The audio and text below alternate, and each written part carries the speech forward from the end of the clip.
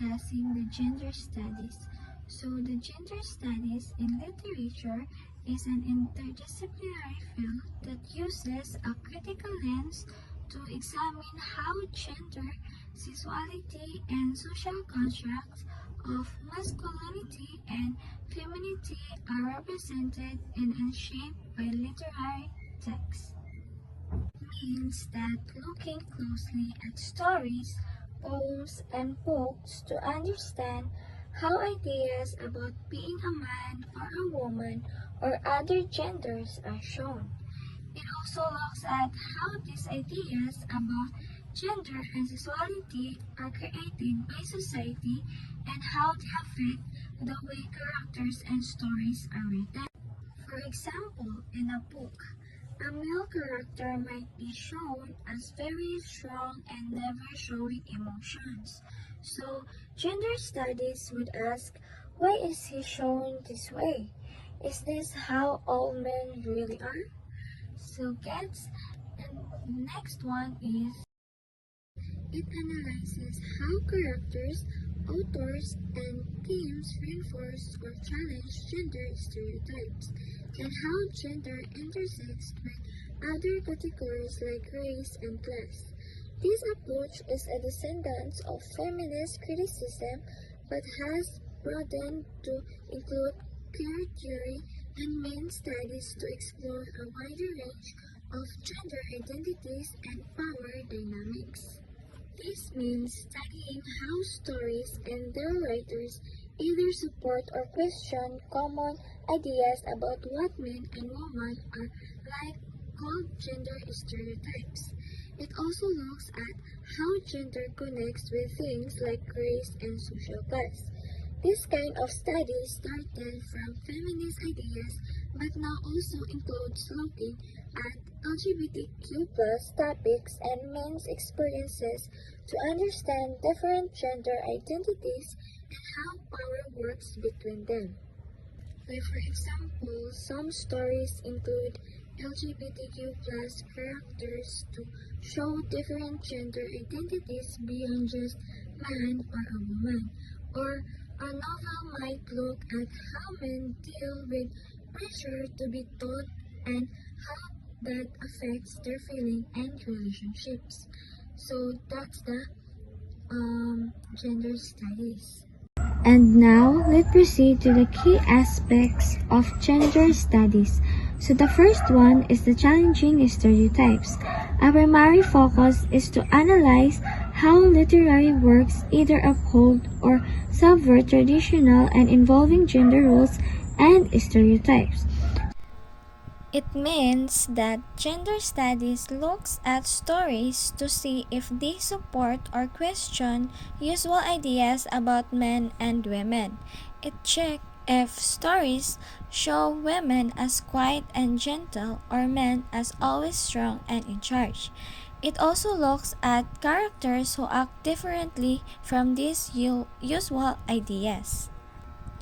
Like for example, in a story, a woman might be shown as shy and quiet, but another story might show a woman as a brave leader, which goes against that usual idea. So the gender studies would look at both to understand how these ideas are used or changed. And the next one is the analyzing authorial and character construction. It examines authors' own gendered perspectives and styles, as well as how characters' behaviors, motivations, and speech are shaped by their gender. This means looking at how an author's own ideas about gender affect the way they write their stories. It also studies how characters' actions, reasons for doing things, and the way they talk are influenced by whether they are male, female, or another gender. Like for example, if an author believes men should be strong and quiet, their male characters might act, thought, and say little. Or if an author thinks women are caring, their female characters also might often help others and speak kindly. The next is exploring intersectionality. The field investigates how gender interacts with other social identities such as race, class, ethnicity, and sexuality to create complex representation in literature. These key aspects of gender studies is studying how gender mixes with other parts of a person's identity, like race, social class, ethnicity, or who they love, to show more detailed and real picture of people and stories. Like for example, a story might show how a black woman's experience is different from a white woman's. Like for example, a story might show how a black woman's experience is different from a white woman's because of both race and gender, or how a poor man's life is different from a rich man's, even though both are men. So that's all of my part. Thank you. So let's continue the discussion. So, disconstructing gender. Disconstructing gender means we don't just look at male and female as the only choices. Instead, we try to understand that gender can be more than just two boxes. People can express themselves in many different ways, and some may feel they are in between or outside the usual categories. It helps us see that everyone's identity is valid and that gender is not always as simple as it seems. So, in considering historical and cultural context, when we study gender in literature, we don't just read the story. We also look at the time and place where it was written. This helps us understand what people in that period thought about men, women, and gender roles. By doing this, we can see how ideas about gender have changed over the years. Literature shows us these changes, and sometimes it even helps shape new ways of thinking about gender. The next is broadening theoretical foundations. So, when we study gender, we don't just use one idea or one way of thinking. We use many theories to help us understand it better.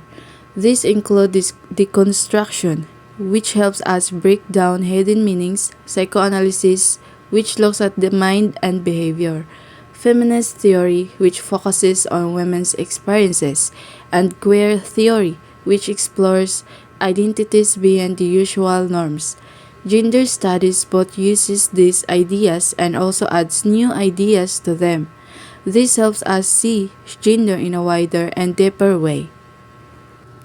Okay, next is feminism. So, feminism in literature is about using stories, poems, and other written works to talk about women's rights and fairness. It helps us see how women and men are shown in a text and whether the story treats them equally. Feminist literary criticism asks questions like, who is telling the story? Are women shown fairly? Are there hidden ideas that make women look weak or less important? By asking these questions, we learn to look deeper into a text and understand how gender and power are portrayed. Okay, so let us proceed to key aspect of feminism. So first is advocacy and expression. So, one key part of feminism is speaking up for women's equal rights. Writers use stories, poems, plays, and even real life essays to show women's experiences and to push for fairness. Through these different kinds of writing, feminism tries to make people see that women deserve the same respect, opportunities, and rights as men. Next, we have critique and analysis.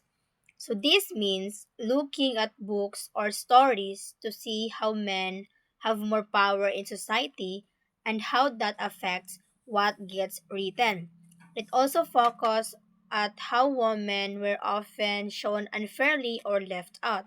So, for example, many classic stories focus only on male heroes while women are shown only as wives, mothers, or helpers. So a critic might ask, why are women not given important roles? So, for example, the book The Odyssey. So, the hero there is a man, and women are mostly shown as helpers, witches, or temptresses. The next, we have representation of women. So, this means looking at how women are shown in stories or movies. It questions when women are treated like objects, shown only to look pretty, or defined only by men. For example, Disney princess movies, like many princesses wait for a prince to save them, so their main rules is to be beautiful and kind. Expansion of voices. This means trying to include and value women's stories, thoughts, and experiences. It is about paying attention to what women have gone through and how they see the world. For example, a movie like Mulan, where the story is about a woman fighting and being brave, or the book Little Women, which tells about the lives and dreams of four sisters. The next we have the intersectional analysis. So, this means understanding that people can face unfair treatment in different ways at the same time. For example, The Kite Runner by Khaled Hosseini shows life in Afghanistan and how the history and culture affect people's lives. Next, we have the evolution of feminism. This is about how ideas about women's rights and equality have changed over time. So we have the first wave. This was the first time people mainly talk about women having the right to own things, vote, and be treated fairly. The second wave, this came after and looked at even bigger problems. It asked why are women still treated unfairly even if they have some rights. It talked about pay, how women's bodies are seen, and how society is set up to keep women in certain rules. The last wave is the third wave. This is the newest part of the fight for women's rights. It talks about different kinds of women and their lives. It also talks about gender and sexuality in new ways. So, queer theory is a way of studying stories, movies, or poems, or any text by looking at how they show gender and sexuality. It helps us notice when society expects everyone to be normal in one specific way, like assuming everyone should be straight or fit into the usual idea of male and female. So, when we use care theory, we ask questions like why do we expect people to act a certain way because of their gender? Or why do we assume everyone is heterosexual? So, in a simple way, or in a simple words, care theory help us break old rules about gender and sexuality and understand that people can be different and that's okay. So, it encourages us to see identity as something open, changing, and not limited to just on one idea. Okay, so care theory is not only used when a story has care characters. We can use it for any text. Why? Because care theory looks for places where the story challenges are the usual either or ideas like male and female, or straight or gay. So when we read using this method, we look at the text from a different angle, like doing a sideways reading. This helps us notice voices or experiences that are usually ignored or hidden. So, in the simple words, care theory lets us read the story a new ways so we can find meanings, characters, and ideas that don't follow traditional rules and give attention to people who experiences that are often left out. So we have here a two key aspect of queer theory, which is the heteronormativity and fluidity of gender and sexuality. So now let's discuss the heteronormativity. So heteronormativity is that being straight is the normal or correct the way to be. It assumes that men should love women and women should love men, and that this is the expected pattern for everyone. So, it asks us to see that people can have different sexual orientation and none of them should be treated as more normal than the others. So, in the simple words, heteronormativity is the beliefs that everyone should be straight, and queer theory works to question and break that belief. So now let's proceed the second key aspect of queer theory, which is the fluidity of gender and sexuality. So, fluidity of gender and sexuality means that gender and sexuality are not strict boxes. They don't stand the same for everyone, and they don't have only two fixed choices. So, instead, they exist on a spectrum, like a line with many possible points. People can identify or feel differently over time, and that completely valid. So, in the simple words, gender and sexuality can change, vary, and show up in many forms, not just male or female or gay or straight. It reminds us that people identities are flexible and personal. Thank you. Subversion of norms means that going against the usual rules. When we use this idea in a queer theory, we'll look at how a story or text challenges the traditional ideas about gender and sexuality. Just like, for example, if a story shows a character who doesn't act like the typical man or woman, or if it questions the idea that everyone should be straight, then the text is breaking the old norms. So, subversion norms, in a simple words, is about seeing how a text fights, questions, or flips the usual expectations about how people should act or who they should love. So, intersectionality means that each person has many parts to who they are, like their race, gender, age, and social class.